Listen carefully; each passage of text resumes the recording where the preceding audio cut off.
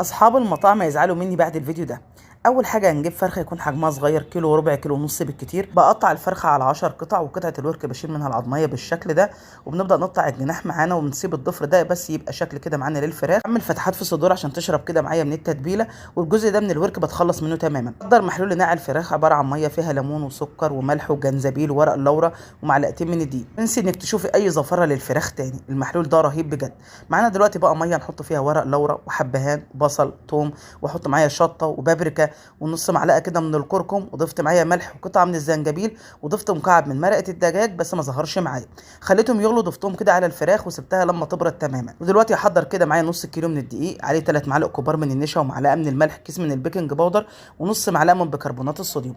قلبتهم وهنرجع بقى للفراخ بتاعتنا. كده الميه بردت عليها تماما، هنبدا بقى نجهز كده ميه بتلج. هناخد الفراخ نحطها كده الاول في الدقيق اللي احنا عملناه مع بعض، وبعد كده نبدا نحطها في الميه بتلج ونرجعها